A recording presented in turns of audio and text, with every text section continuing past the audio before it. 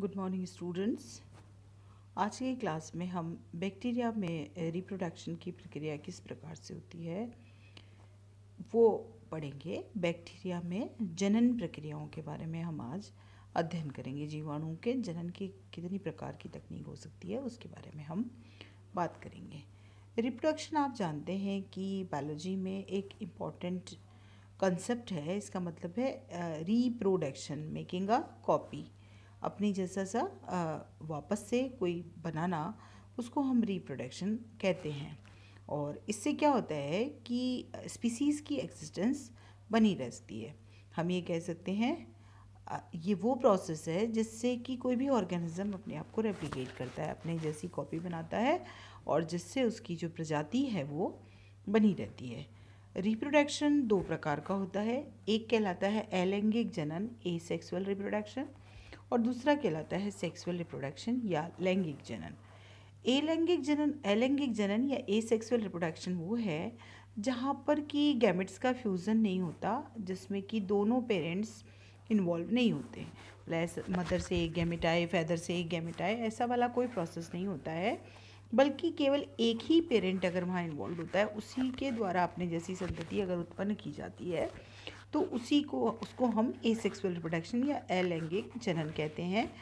ये कई प्रकार की तकनीक से होता है, जैसे binary fission, budding, vegetative propagation, Hindi में कहते हैं द्विविभाजन, मुकुलन, तो कायिक जनन। इस प्रकार से कई सारी तकनीक के द्वारा ये है एसेक्सुअल रिप्रोडक्शन होता है।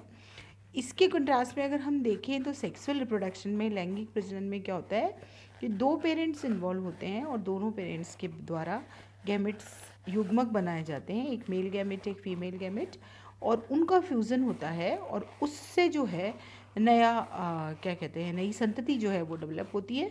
तो इसमें दोनों पेरेंट्स का इन्वॉल्वमेंट होता है और जो है संतति में दोनों पेरेंट्स के कैरेक्टर आते हैं, जैसा कि हम लोगों में और हायर एनिमल्स में सब में ये प्रजनन की तरीका पाया जाता है, सेक्सुअल रिप्रोडक्शन। और पोलिनेशन की प्रक्रिया जैसे इनमें पाई जाती है प्लांट्स में, तो उसके द्वारा ये सेक्सुअल रिप्रोडक्शन होता है कि एक प्लांट मेल प्लांट की तरह एक्ट करता है और दूसरा फीमेल प्लांट की तरह एक्ट करता है। उसके जो पोलन ग्रेन्स है वो दूसरे प्लांट की ओवरी में जाते हैं, वहाँ वो डेवलप होता है। तो जूलॉजिकली हम देखें तो कई सारे एनिमल्स में, लगभग सारे एनिमल्स में, हर एनिमल्स जो है उनमें सेक्सुअल रिप्रोडक्शन पाया जाता है। चाहे हम फिशेस में देखें, चाहे हम बर्ड्स में देखें, चाहे हम एम्फीबियंस में देखें, हाँ हम लोगों में देखें, मैमल्स में देखें, सब में सेक्सुअल रिप्रोडक्शन पाया जाता है जहाँ पर कि दोनों पेरेंट्स इन्वॉल्व होते हैं। खैर, आज हम बात कर रहे हैं बैक्टीरिया के प्रजनन के बारे में, बैक्टीरिया के जनन के बारे में। और ये हम अब तक जितना हमने बैक्टीरिया को पढ़ा है उसमें हम ये जान गए हैं कि ये बहुत ही simplest, smallest and most successful micro organism है। सब जगह पाया जा रहा है, कई प्रकार से पाया जाता है, कई तरह की इसकी किस्में पाई जाती है। बहुत छोटा है, बहुत सिंपल है। एंटनी ल्यूवेनहॉक ने इसको 1676 में डिस्कवर किया था। जब से लेके अब तक इस पर काफ़ी डिस्कवरी जो है वो हो चुकी है। और हम ये जानते हैं कि जो 5 टर्मिनल क्लासिफिकेशन है उसमें हमने इसको बैक्टीरिया को मोनेरा में रखा हुआ है। इसमें जो रिप्रोडक्शन टाइप्स है, इसमें 3 प्रकार का रिप्रोडक्शन पाया जाता है। वेजिटेटिव रिप्रोडक्शन, कायिक जनन, एसेक्सुअल रिप्रोडक्शन, अलैंगिक जनन, एंड सेक्सुअल रिप्रोडक्शन, लैंगिक जनन। तीनों प्रकार का जनन बैक्टीरिया में देखने को मिलता है, कायिक जनन, अलैंगिक जनन और लैंगिक जनन। सबसे पहले हम बात करते हैं बडिंग की। मुकुलन, जो कि एक कायिक प्रजनन का एक प्रकार है। इसमें क्या होता है कि एक छोटी सी अभिवृद्धि जिसको बड कहते हैं, वो डेवलप होती है at the one end of the cell के एक एंड पर एक छोटी अभिवृद्धि डेवलप होती है, छोटी सी गांठ जैसी सी संरचना जिसको बड कहते हैं, कलिका कहते हैं, वो डेवलप होती है। और जो जीनोम है बैक्टीरिया का, वो रेप्लिकेट करता है, अपने जैसा डीएनए अपने जैसा दोबारा बनाता है और उसकी जीनोम की एक कॉपी इस पे चली जाती है। जो बड बनी है, छोटी सी एक कलिका बनी है, उसमें ये चली जाती है। तब फिर थोड़ी देर बाद बड जो है वो एनलार्ज होना शुरू होती है। फाइनली ये एक डॉटर सेल में कन्वर्ट हो जाती है और फाइनली ये जो है उससे सेपरेट हो जाती है, पेरेंट सेल से सेपरेट हो जाती है और एक नई बैक्टीरियल कोशिका के रूप में, एक नई जीवाणु कोशिका के रूप में डेवलप होती है। जैसे आप इसमें देखिए डायग्राम में आपको दिखाई दे रहा है कि जो जेनेटिक इन्फॉर्मेशन है वो डुप्लीकेट हो रही है।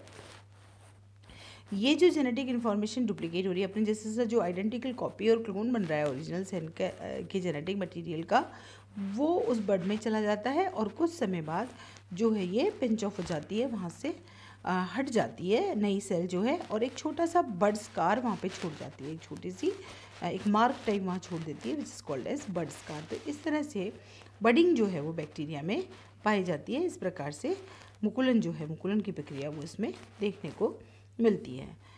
यहाँ आपको प्लांटोमाइसिस स्पीसीज जो है उसमें आपको दिखाई दे रहा है कि किस प्रकार से छोटे छोटे बर्ड्स जो हैं वो डेवलप हुए हैं एक एंड पर, और बाद में वो उससे अलग हो गए हैं, ऑफस्प्रिंग्स बन गए हैं, अलग बैक्टीरियल सेल जो है या डेवलप हो गई है, जो मातृ कोशिका थी उससे पुत्री कोशिका अलग हो गई है। दूसरा जो प्रक्रिया है वेजिटेटिव रिप्रोडक्शन की, दैट इज़ फ्रेगमेंटेशन या विखंडन की प्रक्रिया होती है। ज़्यादातर अनफेवरेबल कंडीशंस में बैक्टीरिया का जो प्रोटोप्लाज्म होता है उसमें कंपार्टमेंटाइजेशन हो जाता है, छोटे छोटे कंपार्टमेंट्स बन जाते हैं और सब्सिक्वेंट फ्रेगमेंटेशन हो जाता है, छोटे कंपार्ट्स बाद में फ्रेगमेंट्स में कन्वर्ट हो जाते हैं, और ये मान लीजिए कि कुछ समय बाद वो छोटी छोटी बॉडीज़ अलग से बना देते हैं जिनको हम बोलते हैं कोनिडिया।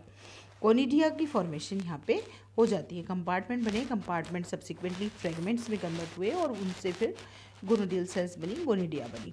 अंडर फेवरेबल कंडीशन, जब फिर से मौसमी चेंजेस हो जाएंगे, एनवायरमेंटल चेंजेस हो जाएंगे, या किसी भी प्रकार की जो अनफेवरेबिलिटी थी वो ख़त्म हो जाएगी और इनके लिए अच्छी परिस्थितियाँ आ जाएगी, अच्छी स्थितियाँ आ जाएगी, उस स्थिति में हर एक गोनिडियम ग्रो करके एक नया बैक्टीरिया बना लेता है।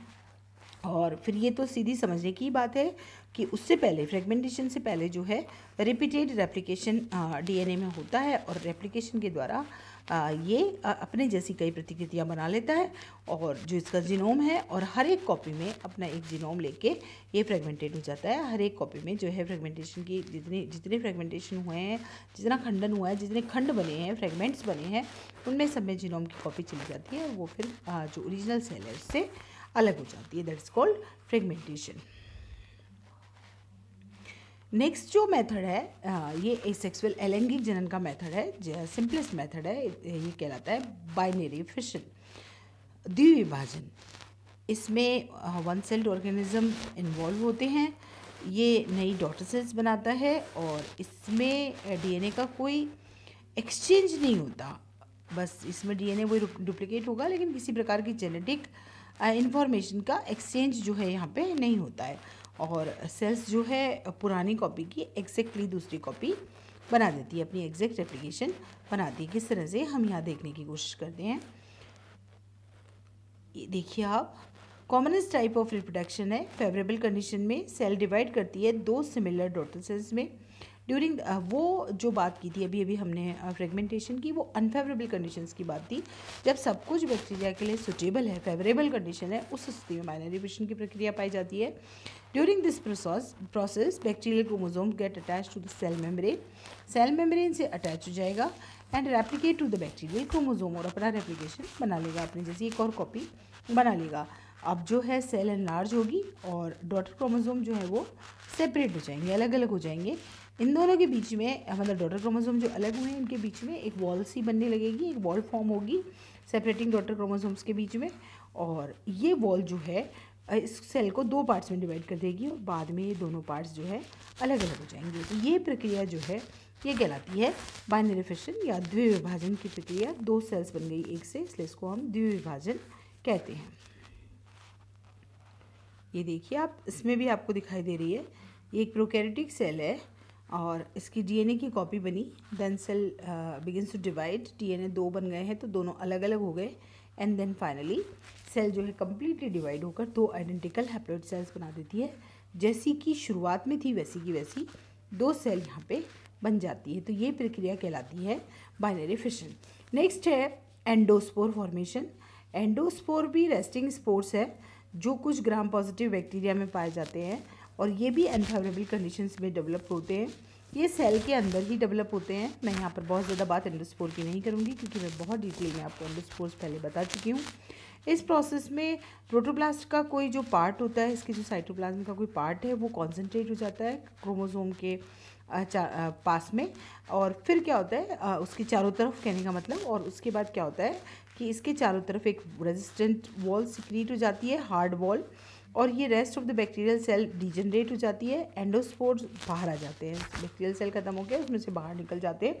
और ये एक्सट्रीमली फिजिकल कंडीशंस या केमिकल्स या टेम्परेचर उन सबको बहुत आसानी से सह सकती है, यूवी रेज वगैरह को आसानी से सह सकती है।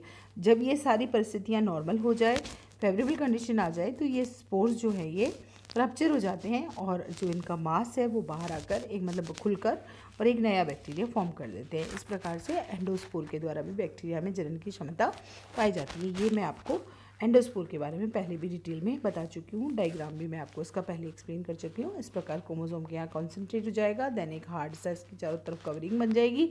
कवरिंग बनने के बाद ये बैक्टीरियल सेल जो रप्चर होगी तो ये बाहर पड़ा रहेगा, और जब फेवरेबल कंडीशन आएगी तो ये उसमें से नया बैक्टीरियल सेल जो है वो बना देगा। एक और चीज़ है जो कुछ बैक्टीरिया में, जैसे स्ट्रेप्टोमाइसीस में पाई जाती है, इनमें कोनिडिया पाए जाते हैं, चेन में कोनिडिया प्रोड्यूस होते हैं, और ये जो कोनिडियम है ये नया बैक्टीरियल थैलस डेवलप करते हैं, छोटे छोटे कोनिडियम बन जाते हैं, और वो कोनिडियम डेवलप होकर एक नया बैक्टीरियल थैलस जो है वो बना देते हैं।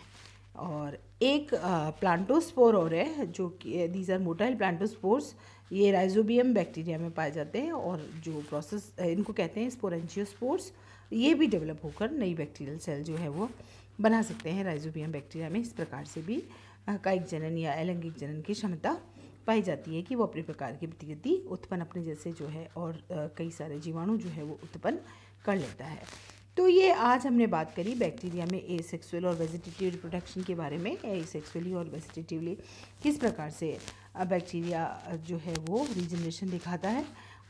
नेक्स्ट क्लास में हम बात करेंगे बैक्टीरिया के सेक्सुअल रिप्रोडक्शन के बारे में, जिसकी की अलग अलग टेक्निक्स है। तो आज के लिए ना ही, थैंक यू।